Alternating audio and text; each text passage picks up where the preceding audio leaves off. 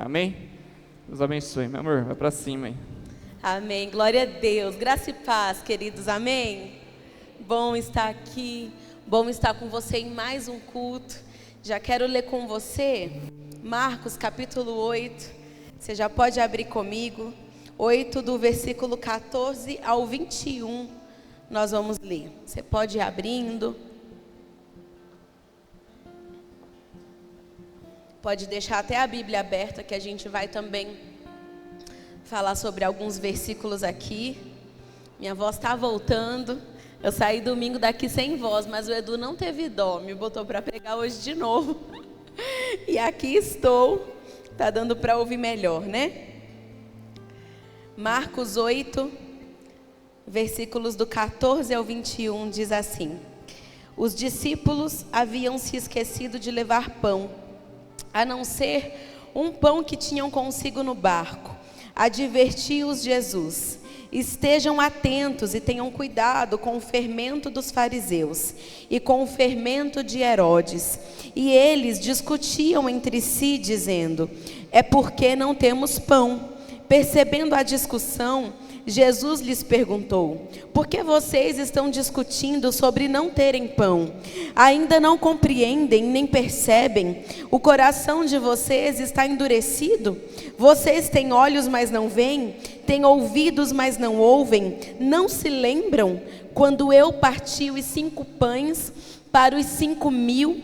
Quantos cestos cheios de pedaços vocês recolheram? 12, responderam eles. E quando eu parti os 7 pães para os 4.000, quantos cestos de pedaços vocês recolheram? 7, responderam eles. Ele lhes disse: Vocês ainda não entendem? Nós vamos ler só até aqui. Vamos orar? Senhor, muito obrigada pela tua palavra. Obrigada, Pai, porque o Senhor sempre fala conosco, o Senhor sempre vem. Obrigada por nos conduzir até aqui nessa noite. Não há outro lugar melhor, Senhor, para se estar hoje, senão aqui, na tua casa, com os irmãos e na tua presença. Obrigada pelo que o Senhor tem feito nas nossas vidas. Obrigada, Senhor, porque o Senhor tem nos reunido e juntos nós temos vivido tantos milagres, Senhor, visíveis e invisíveis. Eu te louvo pela tua palavra nessa noite e eu peço que o Senhor abra o nosso coração, a nossa mente, tirando de nós, Pai, toda distração, repreendendo todo espírito imundo que se levantou contra esse culto. Ah, Deus, nos ajuda, Senhor, espiritualmente, a recebermos a tua palavra e a crermos na tua palavra, a vivermos o que a tua palavra diz ao nosso respeito. Libera os teus anjos aqui nessa noite, os teus ministros, Senhor, que o Senhor já separou para esse culto, para servir a tua noiva. Deus, em nome de Jesus, nos permita viver tudo aquilo que o Senhor tem separado para hoje. Nós não abrimos mão de nada, Senhor. Nós te pedimos, fala conosco no profundo, em nome de Jesus. Você pode dizer um amém bem forte? Glorificar Jesus aí no teu lugar. O Edu estava falando aqui de oração e eu quero te dizer também, te lembrar, continue orando pelo nosso forro, pelo ar-condicionado, né? Esse mês inteiro nós estamos em jejum e oração, toda a Lagoinha Global, em todo o mundo, nós estamos em 40 dias de oração. E eu pedi para vocês, faz uns 15 dias, mais ou menos, para a gente incluir a oração pelo nosso forro, pelo ar, né? De domingo de manhã aqui, gente, é insuportável. E existem muitas pessoas que nem vêm por conta do calor, e às vezes a gente pensa assim, só por isso a pessoa não vem. Mas eu mesmo saí daqui domingo passado passando mal, né? Então é difícil mesmo vir. Então a gente está orando por isso, né? E se você puder fazer algo também em relação a isso, procura a gente, para a gente conversar. Até se você tiver alguma ideia, às vezes você entende disso, não é? Eu não, sou psicóloga e educador físico. A gente não entende disso. Às vezes uma conversa com você abre a nossa mente, Jesus dá direção, não é? Então você pode nos procurar, amém? Queridos, essa palavra que o Senhor falou comigo, primeiro pelo tema, depois Jesus foi, né, destrinchando ela, me mostrando que o Senhor queria falar conosco. né, o Senhor falou comigo sobre uma fé racional. Termos uma fé inteligente, uma fé que compreende. E quando a gente fala de fé racional, parece controverso, né? Porque parece que a fé, ela precisa negar o raciocínio lógico. Mas não é verdade. A nossa fé não nega o raciocínio lógico. A nossa fé não é irracional. Se você tem uma fé dessa maneira, se você acredita assim, você tem uma fé emocional. Você não tem uma fé lógica, você tem uma fé muito emocional. E entre outras definições sobre fé racional, eu gosto muito de definir a fé racional como a fé que sabe.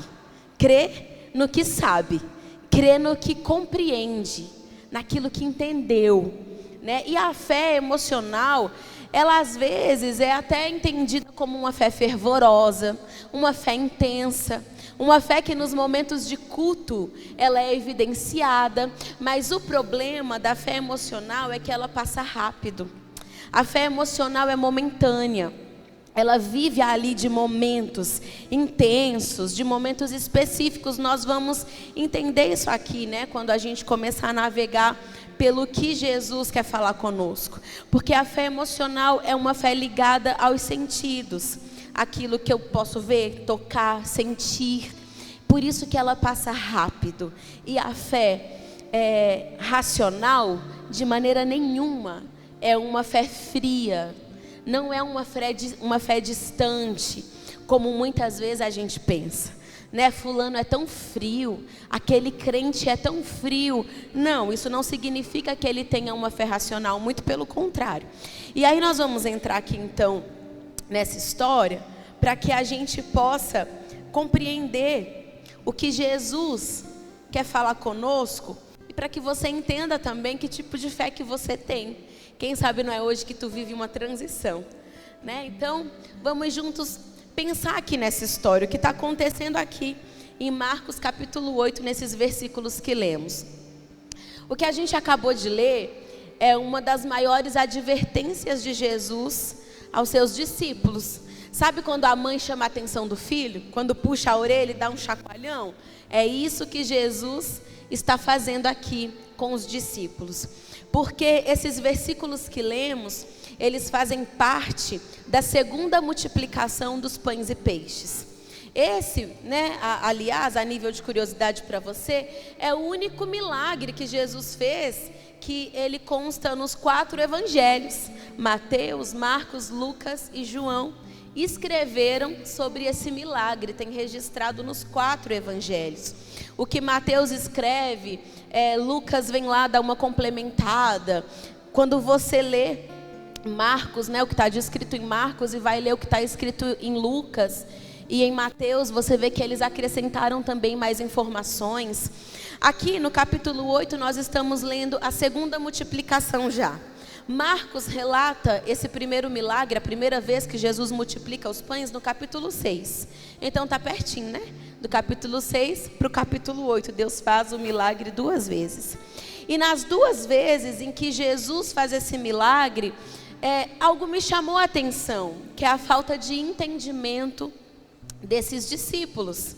Na primeira multiplicação dos pães e peixes, a Bíblia diz que Jesus tinha enviado os 12 discípulos para curar enfermos, expulsar demônios e para anunciar o reino de Deus. Depois Jesus faz isso de novo com mais 70, mas a primeira vez Jesus faz só com os 12 discípulos e eles saem fazendo muitos milagres, sinais, maravilhas.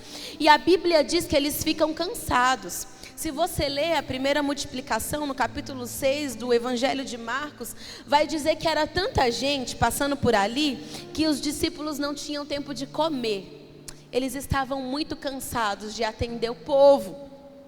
Quando eu li isso, eu até me identifiquei, me lembrei das vezes que eu fico aqui de terça-feira. Às vezes eu não consigo comer de tanta gente que você vai atendendo, pessoas que você vai orando, milagres que acontecem. Já chegou de terças-feiras aqui, eu atendi uma pessoa de manhã, quando foi à noite ela me mandou mensagem, sabe? Pastora, deu certo e tal, tal. Então a gente vive muitas coisas, quando a gente está atendendo pessoas, orando por pessoas, falando do Senhor, mas é cansativo para a carne e para o espírito. Você pode ter certeza. Aliás, vou falar uma coisa para vocês. Todas as vezes que eu desço do altar, eu estou tão exausta. E eu sinto que não é o corpo, que é espiritualmente. Porque você lidera, você ora pelas pessoas e tal. É um cansaço diferente. Então esses discípulos aqui, eles estavam muito cansados. E Jesus fica com dó deles. Aí Jesus olha para eles e fala assim: vamos para um lugar deserto? Só eu e vocês, para que vocês possam descansar. E eles entram no barco para ir para um lugar deserto descansar. Só que quando eles vão, as pessoas percebem. E está aquele alvoroço, porque a galera está vivendo milagres, sinais, maravilhas. Eles foram passando de povoado em povoado fazendo milagre. Então o povo está atento a eles. Quando eles entram no barco para ir para outro lugar, para um lugar deserto descansar, a galera vai atrás em peso. A Bíblia diz que eles chegam lá primeiro do que Jesus e do que os apóstolos. Quando Jesus desce do barco com seus discípulos, a galera já está lá, uma multidão, esperando eles de novo, ou seja, não tem como fugir, né? E aí, a Bíblia diz que Jesus olha para aquela multidão. E Jesus é lindo, né, gente? Jesus é maravilhoso. A Bíblia diz que quando ele olha para a multidão, ele sente compaixão. Ele sente compaixão da multidão. E ele diz: porque eles são como ovelha que não tem pastor. E aí, Jesus olha para eles e começa a ensiná-los. Não sei o que os discípulos vão fazer, mas Jesus gasta tempo ali com a multidão, ensinando a multidão. Mas a Bíblia diz que vai ficando tarde. E aí Jesus olha para eles, né, aquela grande multidão. Os discípulos dizem: Jesus, manda eles embora. Eles estão com fome, está tarde. A gente não tem o que fazer por eles. E Jesus olha para eles e fala: não, dê vocês comida para eles. Eu não sei se os discípulos mandaram eles embora preocupados mesmo que eles estavam com fome, ou se eles queriam dar uma descansada. Mas a Bíblia diz que Jesus fala: alimenta a multidão vocês. E eles dizem: Senhor, 200 denários não seriam suficientes para a gente comprar pão para todo mundo e alimentar essa galera inteira. 200 denários era o salário de um ano de trabalho. Então é claro que eles não iam conseguir mesmo alimentar todo mundo. Mas a Bíblia diz que Jesus olha para eles e fala assim: o que vocês têm? E eles: a gente tem aqui, né? Foram pesquisar. A gente encontrou aqui 5 pães, 2 peixinhos. E Jesus pega aqueles pães, aqueles peixes, levanta para o céu, agradece, entrega aos discípulos e fala: agora alimenta o povo. O povo vai sentando e eles vão recebendo alimento sem parar das mãos dos discípulos. Essa é a primeira multiplicação dos pães e peixes. Mateus, quando registra essa história, diz que Jesus alimentou 5.000 homens, isso do sexo masculino. Naquela época e nessa contagem, eles fizeram uma contagem de homens, né, sexo masculino, fora mulheres e crianças. Então imagina só, e crente faz filho, né, gente? Imagina quanta gente Jesus não alimentou ali, né? Mais de 5.000 homens, além de mulheres e crianças. E aí a Bíblia diz que quando todos comeram, Jesus falou para eles: agora entra no barco e vamos para outra parte. E a Bíblia diz que esses discípulos entraram no barco e seguiram destino. Não para, né? Seguiram destino, mas Jesus foi para o monte orar. E aí Jesus demora no monte orando, e entre 3 da manhã e 6 da manhã, porque é a 4ª vigília da noite, a Bíblia diz que Jesus vai aonde os discípulos estão, e eles estão em alto mar, mas eles são acometidos por uma tempestade. A palavra diz que eles estão cansados de tanto remar, eles não conseguem dar conta, os ventos contrários, as águas batendo, e eles ali apavorados, e Jesus vem andando sobre as águas. A palavra diz que eles começam a gritar com medo, achando que é um fantasma.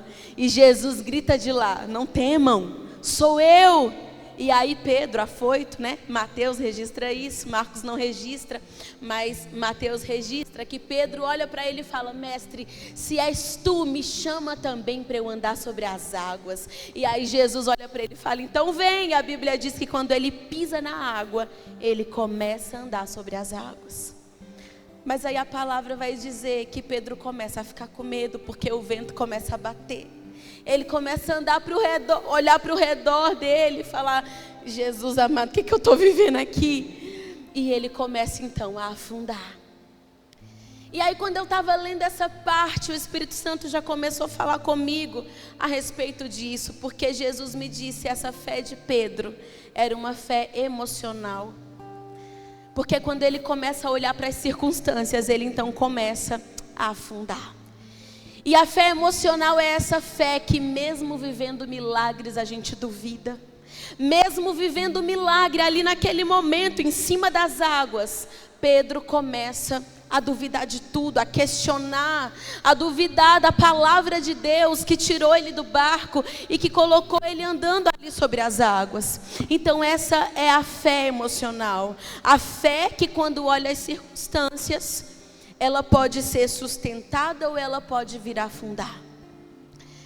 E a gente não pode ter uma fé que olha as circunstâncias. As circunstâncias, elas evidenciam sim o milagre. Por isso que a fé emocional, ela é baseada numa fé circunstancial. Porque a fé emocional, ela é sustentada pelo que vê. Então às vezes as circunstâncias sustentam a nossa fé, mas às vezes não. Às vezes as circunstâncias vão dizer: olha aqui o resultado da tua fé. E você vai jubilar, você vai se alegrar. Mas às vezes as circunstâncias não vão sustentar a tua fé. Às vezes é um profeta que vem e entrega uma palavra. Às vezes tu orou de dia, quando é à noite Deus respondeu tua oração. Às vezes você fez a entrevista de emprego e deu certo, te chamaram. Às vezes você está orando pelo teu filho e ele vem para a igreja, pelo teu marido, pela tua esposa e está dando certo, o casamento está indo de vento em popa. Às vezes os remédios estão funcionando, as tuas dores, as doenças estão indo embora, tudo está dando certo. É quando a tua fé é evidenciada nas circunstâncias. Só que é perigoso demais. É bom, mas é perigoso demais. Essa é uma fé baseada naquilo que tu vê, naquilo que está dando certo na sua vida. Mas a fé racional não é assim. A fé racional é a fé que te sustenta quando as circunstâncias negam a tua fé. Quando não tem um profeta para falar com você. Quando a doença parece que não tem cura. Quando você está cansado de fazer entrevistas e de bater na porta e a porta não abrir. Quando você ora e Deus não responde, parece que o céu é de bronze, a tua oração não passa do teto. Quando parece que você está sozinho e você está precisando de um amigo, você está precisando de apoio, você está precisando de ajuda, nada ao teu redor sustenta a tua fé. Mas se a tua fé é racional, você vai se lembrar daquilo que você sabe. E aquilo que você sabe é mais importante do que aquilo que você vê. A palavra diz que nós vivemos pelo que cremos e não pelo que vemos. Nós somos cristãos, não negamos as circunstâncias, não negamos o fato, a realidade, não. A fé racional não é uma fé negacionista. Eu não vou negar isso aqui, não é. A fé racional é aquela que mesmo quando olha para tudo que está ao seu redor e nada está dando certo, ele vai falar: eu creio porque sei. Sei que Ele está comigo mesmo que eu não veja. Sei que Jesus está me ouvindo mesmo que pareça que não. Sei que quando eu ajoelho no meu quarto, os ouvidos do Senhor, os olhos do Senhor estão me vendo. Os ouvidos dele estão me ouvindo, as mãos dele estão abertas para me abençoar. Eu sei mesmo que eu não sinta. Eu sei que enquanto eu leio a palavra, o meu espírito está ficando forte, mesmo que eu não sinta. Essa é a fé racional. A fé emocional te faz afundar, te faz desesperar quando você olha para as circunstâncias. Mas a fé racional não. Então que a partir de hoje, meu querido, você pare de viver por movimento, porque isso é uma fé emocional. A fé emocional te leva a viver de movimento em movimento, mas a fé racional, ela movimenta até o que está parado. Ela movimenta as regiões celestiais, ela movimenta o espiritual, mesmo que o material, aquilo que tu consiga ver, que tu consegue enxergar, pareça estar estagnado. Você ousa até em dizer, eu sei que está parado, mas no mundo espiritual está acontecendo alguma coisa. Porque se você está orando, e se você crê em Jesus pelo que você conhece de Jesus, a tua fé sustenta isso. A tua fé te dá certeza. Aliás, não é essa a definição de fé que o escritor aos Hebreus coloca lá na carta dele? Fé é a certeza das coisas que não vemos. Isso é uma fé racional. Então Jesus quer te despertar nessa noite, porque chega de você ser um crente emocionado.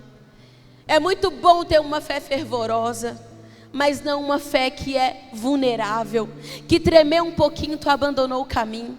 Jesus demorou 4 dias para ressuscitar Lázaro. Vou embora, vou acreditar em outra coisa. Parece o povo lá no deserto, lembra? Moisés demorou no monte recebendo a lei. O povo faz o quê? Arão, constrói um outro Deus aí para a gente, porque Moisés a gente nem sabe o que aconteceu com ele.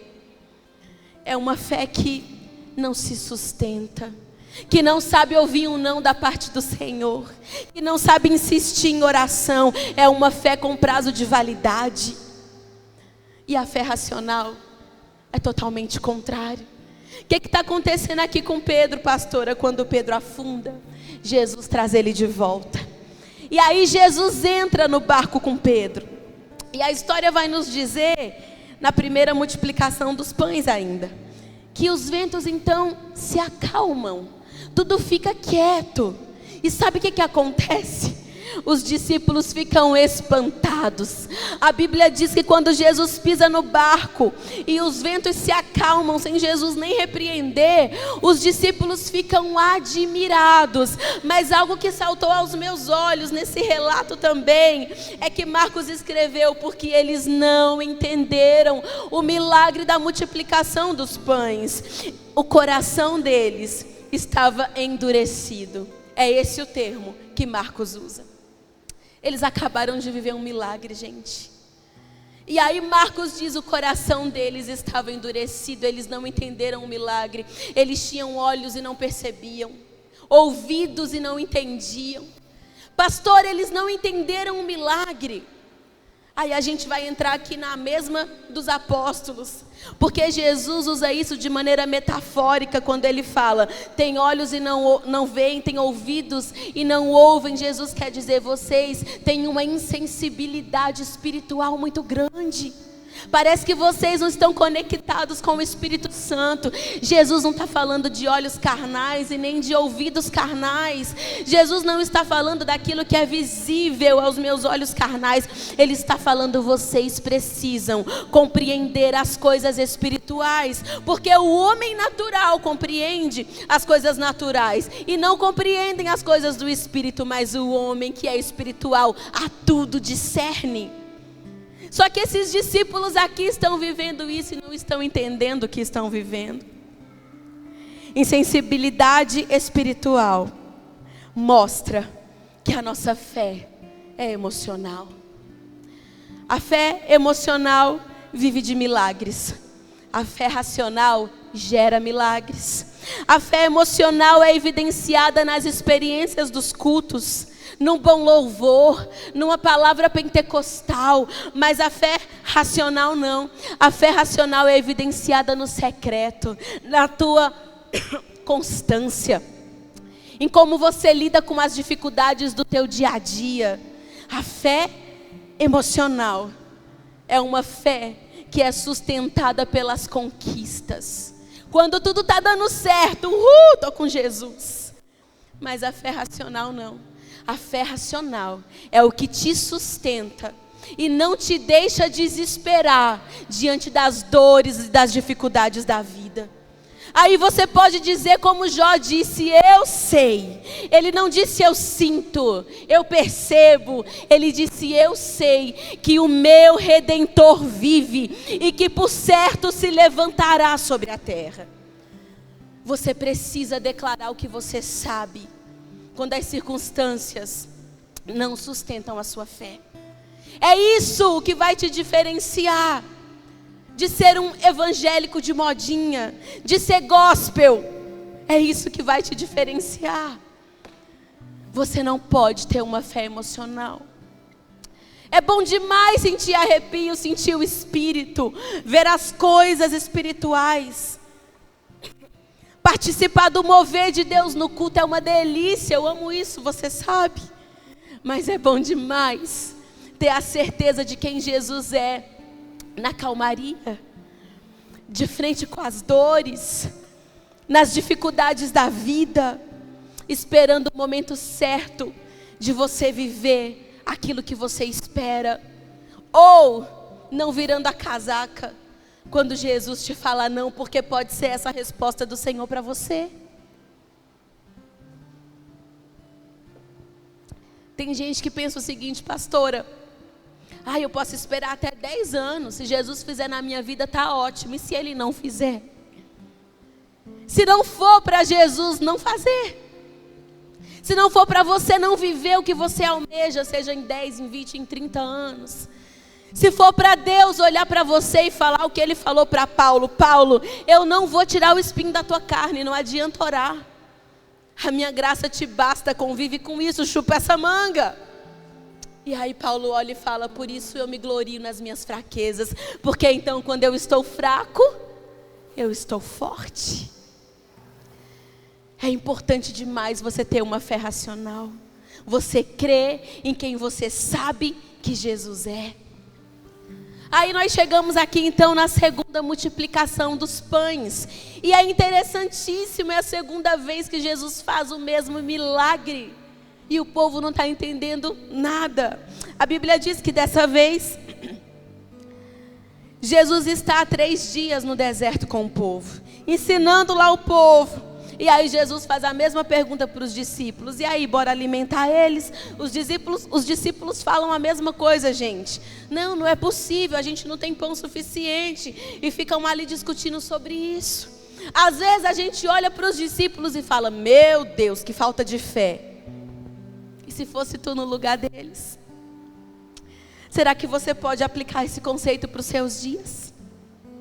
Quantas vezes a gente se desespera sendo que a gente já viveu milagres? Quantas vezes a gente nega a fé para o problema atual, sendo que problemas anteriores Jesus já resolveu? Parece que vem uma cegueira espiritual tão grande e que os problemas atuais nos cegam de uma maneira que a gente não consegue ver saída. Você precisa lembrar do que Jesus já fez por você. Vá trazendo a sua memória. Vá trazendo na sua mente agora, ou nas dificuldades que você viver, do que Deus já te livrou, o que Deus já fez, o que Deus já refez na sua vida, as orações que Ele já respondeu, as transformações que Ele já fez em você, nas pessoas que você conhece na sua casa. Quantas lutas você já viveu? Quantas tempestades você já passou com Jesus e Ele acalmou o mar? Ele acalmou os ventos. Quantas vezes Ele trouxe provisão e não te faltou nada? Pode até ser que você tivesse só o suficiente, mas você não morreu de fome. Você está aqui podendo glorificar o Senhor. Então não negue quem Jesus é diante de um problema atual. Se lembre do que Ele fez no passado. Se lembre o que Ele já fez na tua vida. Aqui o povo está vivendo, gente, o mesmo milagre. Aí eu escrevi aqui, fé emocional não considera o que já viveu. O problema atual te paralisa. Aqui Jesus faz o milagre de novo com 7 pães e alguns pedaços de peixes. E dessa vez Jesus alimentou 4.000 pessoas. Dessa vez parece que esse é o número exato, contando com homens e mulheres. 4.000 pessoas. Mais que 5.000 pessoas da primeira vez. Mais que 4.000 pessoas da segunda vez. E os discípulos não entenderam nada. Porque é uma fé emocional. Aquela primeira multiplicação dos pães deixou eles aqui, ó, quem é esse? Mas chegou na segunda vez, eles já estavam desacreditando de tudo. Fé emocional precisa de um milagre toda hora. Precisa de um sinal toda hora. Jesus precisa provar que te ama toda hora. Toda hora. Cada culto. Você não consegue por si mesma ter certeza de quem você acredita. Quem Jesus é para você. A revelação do Senhor para você. A Bíblia diz que os fariseus, depois que Jesus faz esse milagre, eles pedem um sinal. E Jesus nega aos fariseus um sinal. Mas aí Jesus vai advertir os discípulos: tomem cuidado com o fermento dos fariseus e de Herodes. E os discípulos que ainda estão carnais, não estão espirituais, acham que Jesus está falando de fermento, de pão. E eles começam a discutir entre si. Ele está falando isso porque a gente não tem pão. Será que a gente vai ficar com fome? E eles começam a ficar preocupados porque eles só têm um pão. E Jesus olha para eles e fala: por que vocês estão discutindo a respeito disso? Vocês ainda não entendem? Aqui nessa parte, entre os versículos que nós lemos, Jesus fica indignado. Vocês ainda não compreendem, vocês não percebem. Praticamente Jesus está falando para eles: vocês vivem os milagres, mas não entendem. Não entendem o que está acontecendo. Pastor, eles não entenderam o milagre? Não, queridos. Não é que eles não entenderam milagres, eles não entenderam quem Jesus é. Porque Jesus não faz milagre só para atender a nossa necessidade. Jesus faz milagre para revelar quem Ele é na nossa vida. Não é só para suprir suas necessidades, é para você conhecer quem Ele é. E não ter medo, e não ficar preocupado diante dos próprios desafios. Quando você entende quem Jesus é, você entende os milagres, você entende quando Ele não faz milagre, você entende quando Ele abre a porta, você entende quando Ele fecha a porta. Quando você entende quem Jesus é, você não vive de emoção, você não vive olhando para as mãos de Jesus, você vive querendo os pés de Jesus, você vive querendo a face de Jesus, você vive querendo tocar o coração dele, ser parecido com ele, ser cheio dele. E o que importa para você é se ele está com você, em você, e não se ele vai fazer ou não, no teu tempo, do teu jeito, da tua hora. Então saia daqui entendendo isso. Jesus não vai fazer milagre na sua vida só para atender tua necessidade, mas para se revelar quem Ele é para você. Se aprofunde em conhecer quem Jesus é. Porque é nesse conhecimento de quem Ele é que a tua fé vai passando de uma fé emocional para uma fé racional. Ter a fé emocional no começo está tudo bem. Sabe, quando a gente converte novinho, e eu pelo menos era assim, não via a hora de chegar no culto para poder ouvir a palavra de novo, que eu ficava admirada. Eu ficava, como que eles conseguem saber tanta coisa e juntar os negócios? E eu ficava assim, intrigada. Eu não via a hora de estar no culto. De verdade, eu saía do culto do domingo à noite triste, porque eu pensava, agora vai demorar mais 7 dias para eu estar aqui de novo, porque eu trabalhava à noite, não podia mais ir durante a semana na igreja. Porque eu ficava assim doida pela próxima experiência. Mas quando eu comecei a buscar Jesus na minha casa, no meu quarto, nunca mais eu achei melhor orar em casa, sentir no quarto, ouvir no quarto, do que estar na igreja. A igreja, o culto, era uma consequência daquilo que eu vivia nos meus dias.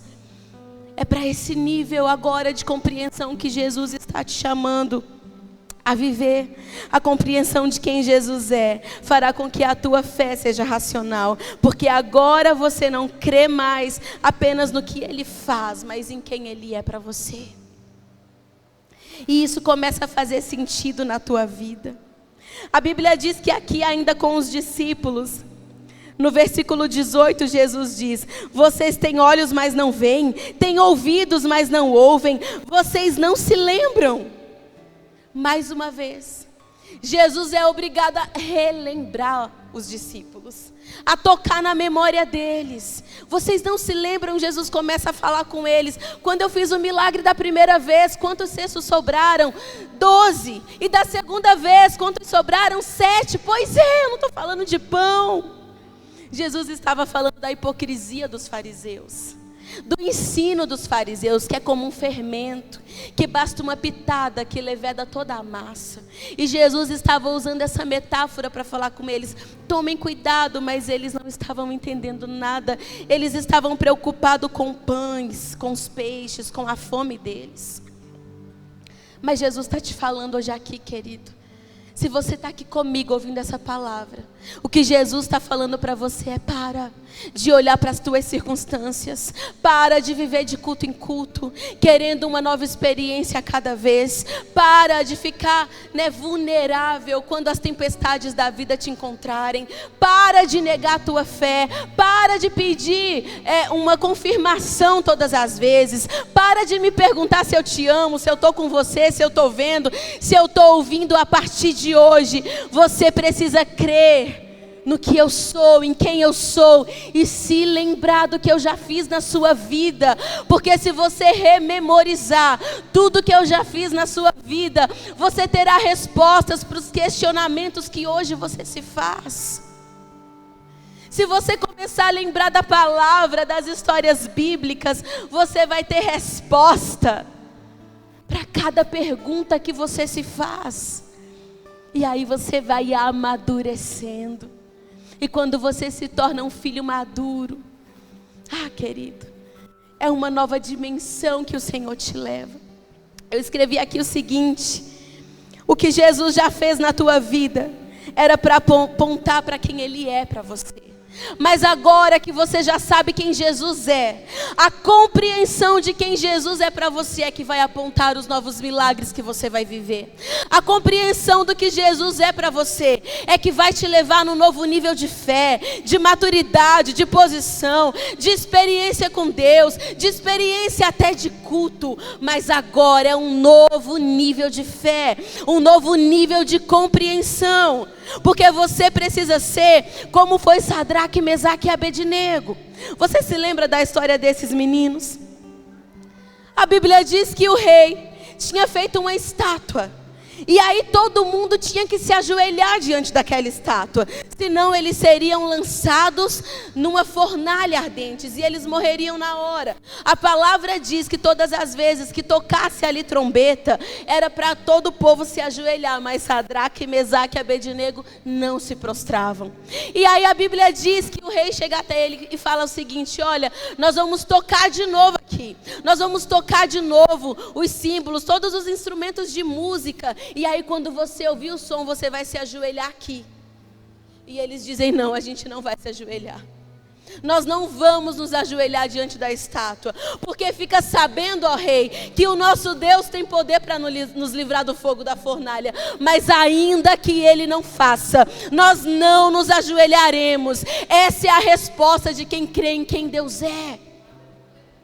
Se Ele fizer, Ele tem poder para fazer, mas ainda que Ele não faça, Ele vai continuar sendo meu Deus, porque eu acredito em quem Ele é. É um novo nível de fé, é um novo nível de intimidade. A palavra vai dizer que quando aqueles meninos desceram a fornalha, eles não tiveram nem fogo nas mãos, nem nas roupas, nem nas capas, nem cheiro de fumaça. A palavra diz que quando o pessoal foi olhar como é que eles estavam na fornalha, não tinha apenas 3, mas tinha o 4º homem andando junto com eles. E eles conversando, passeando no fogo, indo de lá para cá. Meu querido, eu quero pedir para você, feche os seus olhos comigo, comece a entrar em intimidade com o Senhor. E diga: Senhor, as circunstâncias podem me pressionar. O milagre que eu preciso pode querer fazer com que eu negue a minha fé. As dificuldades dificuldades, os anos que eu tenho orando, que eu venho te buscando.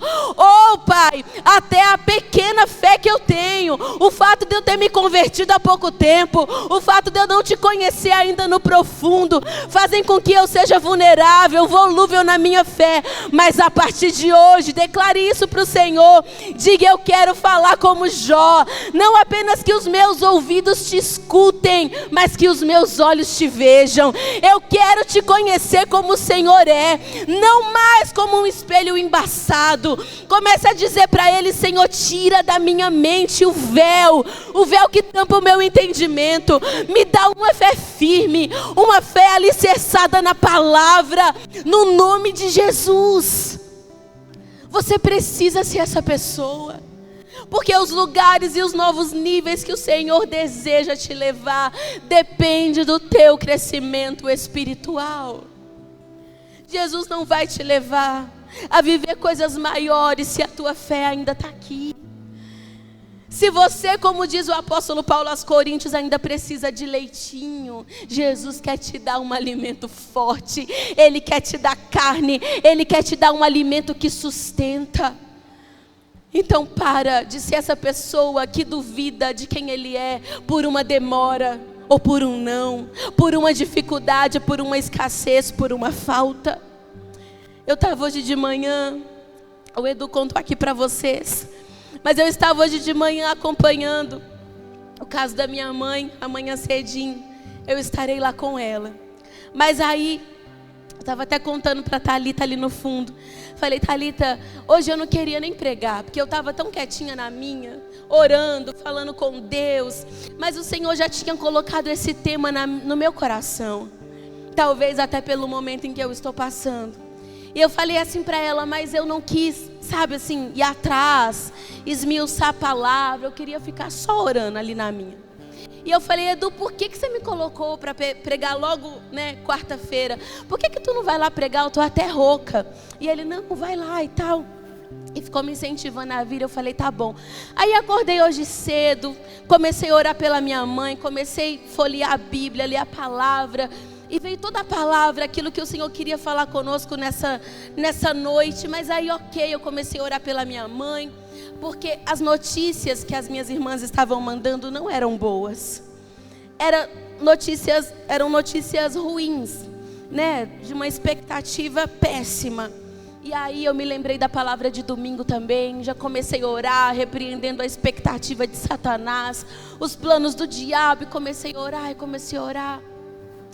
Eu falei assim: Senhor, o Senhor já livrou minha mãe da morte, porque as fotos do acidente são terríveis. Era para o ônibus ter passado por cima da minha mãe. A minha mãe está lá naquele hospital. Ela está com um braço ruim, pode até ser que ela fique sem o braço. Eu falei para Deus. Falei: mas a minha mãe, eu preciso fazer um culto de ação de graças pela vida dela, pelo que o Senhor já fez. E eu falei: Senhor, eu sei que não é difícil o Senhor fazer de novo. O Senhor pode fazer de novo, de novo e de novo. O que eu quero te falar é que eu não dependo disso para crer. Mas eu falei: Senhor, tem tanta gente orando. Tem a nossa igreja orando, tem a igreja da minha mãe orando, a outra igreja que eu era, Assembleia de Deus, todo mundo me mandando mensagem. As igrejas do Nazareno, que eu e Edu conhecemos os pastores, várias igrejas, irmãos de outros ministérios, de outros lugares orando. Eu falei: Senhor, o Senhor não precisa, mas escolha esse caso para glorificar o teu nome. Porque se a gente viver esse milagre, porque o Senhor quis fazer, nós glorificaremos o teu nome e contaremos esse testemunho. Eu não preciso que o Senhor faça para eu crer, mas se o Senhor quiser fazer porque eu creio, nós contaremos esse testemunho. E aí eu peguei, li a palavra de novo, que eu já tinha escrito, e olhei no WhatsApp. Quando eu olhei no WhatsApp, tem a foto que eu mandei lá pro Shine. O braço da minha mãe que estava tudo preto, o médico tinha raspado tudo, estava tudo rosinha. E ele disse: não, a pele de cima está morta, mas a carne de dentro está viva. Gente, ai gente, como eu queria que vocês me vissem nessa hora. Porque, gente, assim, de verdade, eu falei: Senhor, o Senhor é lindo, maravilhoso. E quando o Senhor quer fazer essas coisas e mostrar o teu poder, nós te glorificaremos, te adoraremos. Mas a minha entrega a ti é um caminho sem volta. Não importa se Jesus faz na sua vida ou não. Você já imaginou os seus dias sem a presença de Deus com você? Você já imaginou vivendo o teu dia a dia, a tua vida, sem a companhia dEle, sem as mãos dEle, sem Ele te abraçar, sem a presença do Espírito Santo, sem as revelações de quem Ele é? Porque é disso que nós precisamos ir atrás. Se o Senhor quiser fazer milagres em nosso meio, eles serão muito bem-vindos.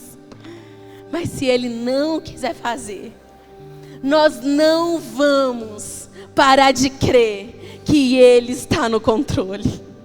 Ele está no controle da vida e da morte. Ele está no controle de doenças, de enfermidade.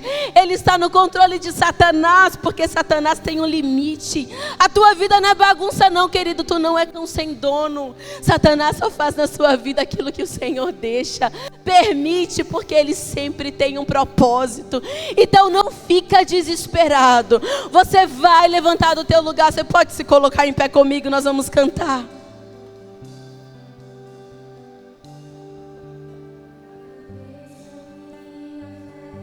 Cante. Cante bem alto, diga.